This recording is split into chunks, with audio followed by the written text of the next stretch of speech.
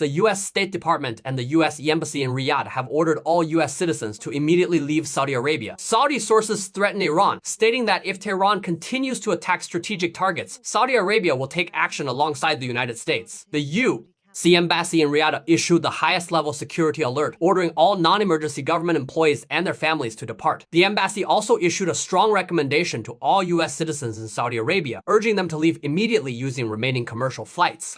For citizens who choose to stay, the embassy requires them to shelter in place, stock at least 14 days of food and water, and stay away from windows. Saudi Foreign Minister Prince Faisal bin Farhan stated publicly at a March scheduled press conference that Saudi Arabia reserves the right to take all necessary measures, explicitly mentioning that military response is no longer just an option, but part of an action plan under assessment. Saudi sources confirm that Saudi Arabia has reached an understanding with the United States. If Iran launches another strike on key oil nodes in Saudi territory, the Saudi Air Force will directly participate in coalition retaliatory airstrikes. Saudi Arabia has opened all its radar monitoring data to U.S. forces to assist in locating mobile missile launchers inside Iran. Saudi Arabia has approved increased U.S. military deployments at Prince Sultan Air Base and is providing round-the-clock aerial refueling support for coalition aircraft. Saudi 15 SADA Typhoon fighters are at the highest state of alert, ready at any time to cross the red line and conduct surgical strikes on missile positions in southern Iran. U.S. Secretary of War Hegseth stated that today the largest strike operation against Iran to date will be launched.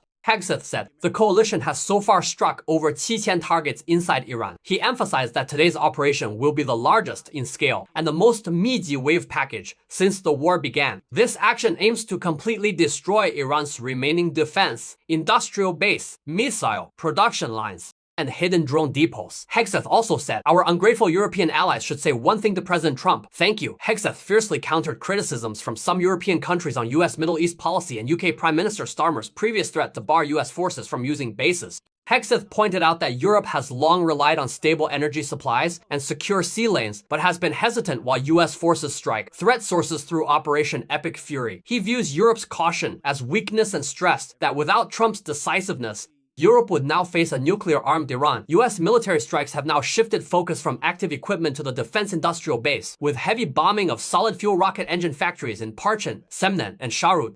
By destroying key special steel processing plants and electronics import transit hubs, the U.S. aims to ensure Iran cannot resume ballistic missile production for the next 10 to 20 years. The U.S. is no longer content with destroying a few aircraft, but is committed to dismantling the entire industrial ecosystem. Chairman of the Joint Chiefs of Staff General Dan Kane admitted that Iran still retains some capabilities.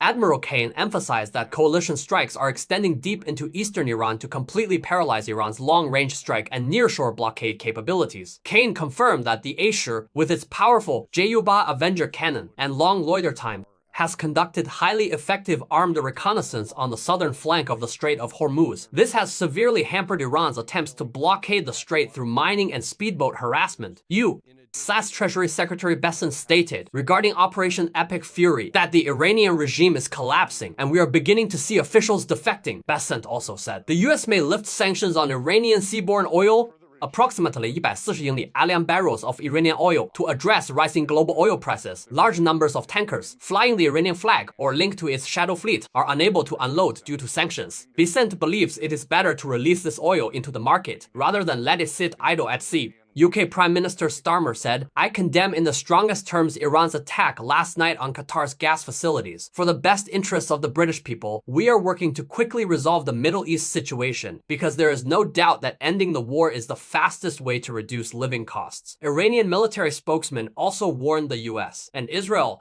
you have made a grave mistake by attacking the energy infrastructure of the Islamic Republic of Iran. The counterattack is ongoing and not over. If such incidents occur again, we will launch further attacks on your allies' energy infrastructure until complete destruction, and our response will be far more severe than tonight's attack. Zulfikari warned that Iran has prepared a preset strike list targeting more than Arshakor energy coordinates in the Gulf region. If the US does not stop Operation Epic Fury, Iran will no longer honor any tacit agreement against striking civilian facilities and will shift to a strategy of total destruction. Senior figures in the Iranian parliament and Revolutionary Guard believe that since the coalition has already struck South Pars gas field, Iran no longer needs to worry about regional energy security. This is a mutually assured, destruction-style deterrence strategy.